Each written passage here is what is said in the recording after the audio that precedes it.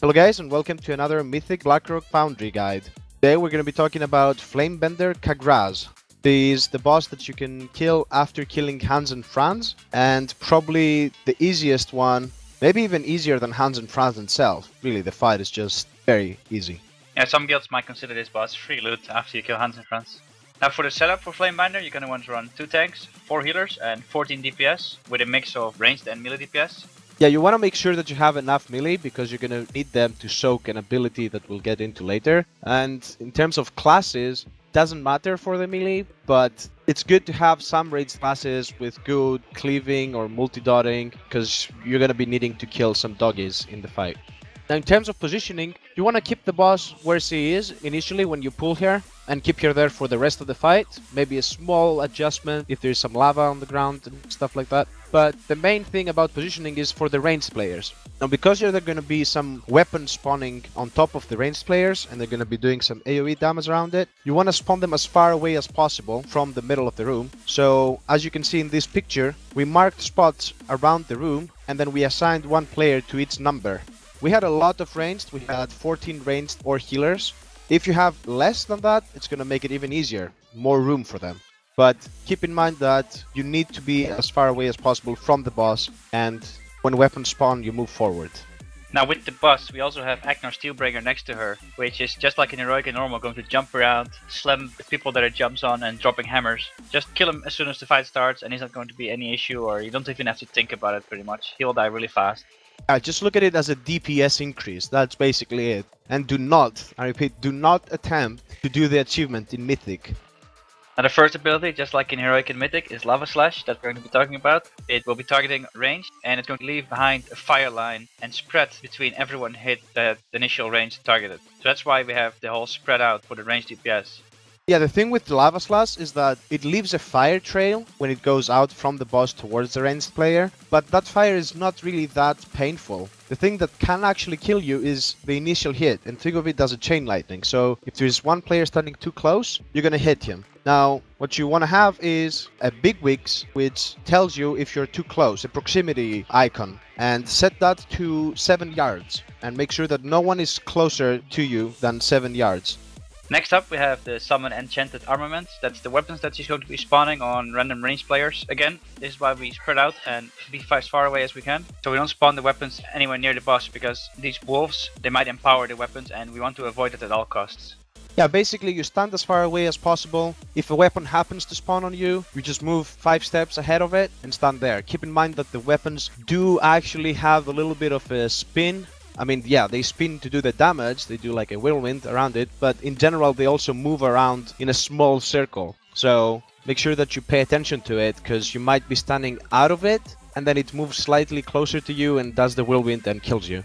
Now as the fight progresses, the boss is going to get energy and reset that energy at some point, and every 25 energy she's going to get a new ability and she's going to keep using that until her energy bar resets. And the first ability she gets at 25 energy is Molten Torrent. That player is going to get a red circle around them and after 6 seconds is going to explode for about 700k damage. So if you cannot solo soak that, you're gonna have to move into the melee so the whole melee group takes it. And since it's split damage, it's not that much damage at all. Make sure you move out of melee again afterwards, otherwise the Lava Slash might chain to the whole melee camp and kill everyone in there.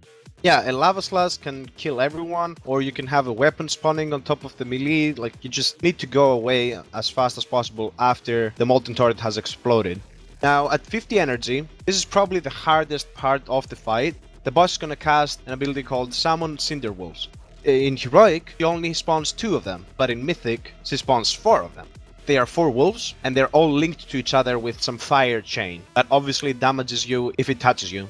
And now 3 of the wolves are gonna fixate on a random player, 1 player each, and they're gonna start chasing him. And if they reach him, they're gonna start smacking him in the face with decent amount of damage. Now one of them is gonna get overheated, and its name is gonna change to Overheated Cinderwolf. This one you can tank, the other ones you cannot, they just fixate. But the one that is overheated, the off tank, who is not tanking the boss at a time, needs to pick it up and face it towards the furnace looking thing. Basically right behind the boss. Face it in that way because the Cinderwolf, the overheated one, is gonna cast a breath. And it's just like any other breath, it's a cone.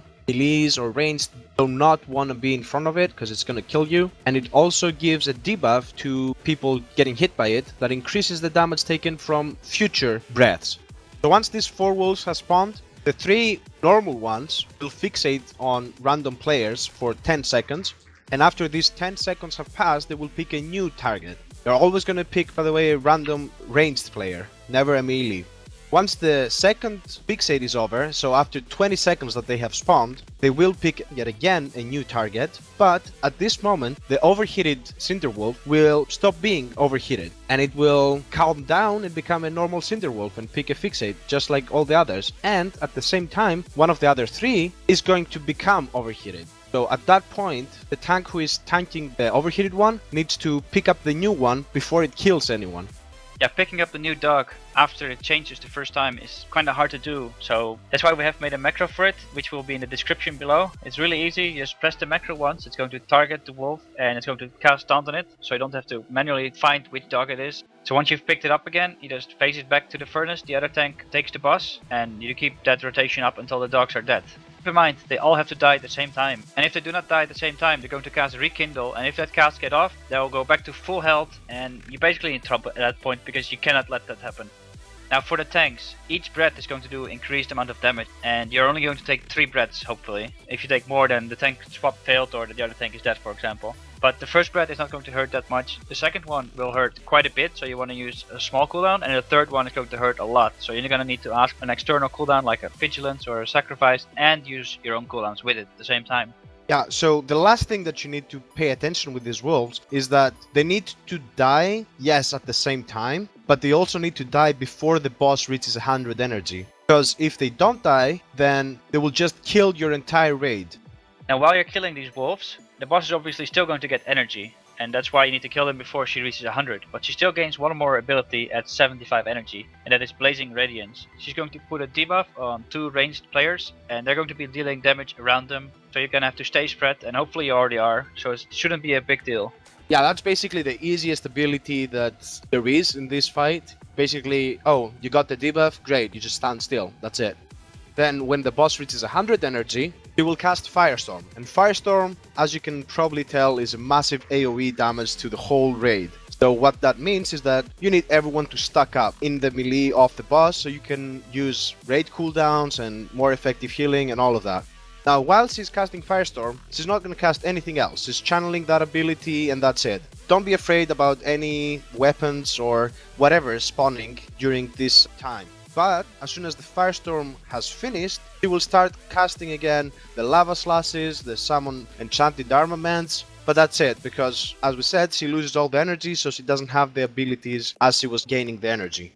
You also got to keep in mind before you move into Firestorm that you wait until she actually starts casting it in case one more Lava Slash or a weapon spawns. We've had moments where some ranged player thought it was nice to already move inside, killing the whole melee because she wasn't ready to cast Firestorm just yet.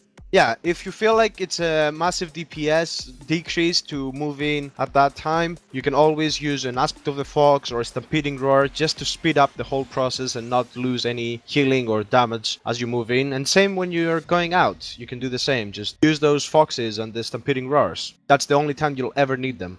Now, the reason why we said previously that you need to kill the Cinderwolves before the Firestorm, before she reaches 100 energy, is because if they are alive and she starts channeling that, they will do extra damage to the raid. Basically, the raid damage is absolutely unhealable. You're just gonna wipe, 100%. Now, once the boss is done casting Firestorm, she's going to get one ability is new on her, and one more, Empowering the Furnace.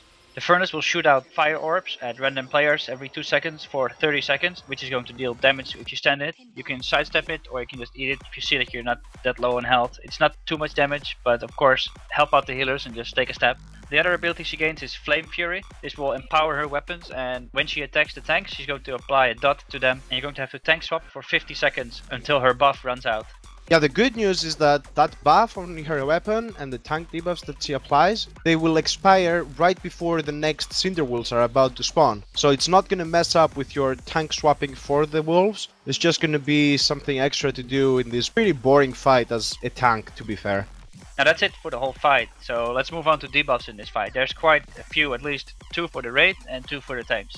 First one is Molten Turret. This is the circle around you where you have to move into melee or solo soak it if you can with some immunity or a high cooldown like Dispersion. Make sure you track this, and if you get it, move in or soak it alone. The second one is Blazing Radiance. That's the AoE damage around you that she gets at 75 energy. Just stay out of melee range, stay at range, stay spread, just like the rest of the fight. So that's not a big deal, but you should track it nonetheless. And the next two are for tanks. First one is Charring Breath. That's the breath by the dogs. So if you get the first one, you'll see that you have 1 stack and so forth. So once you have high stacks, you know you need to use a cooldown.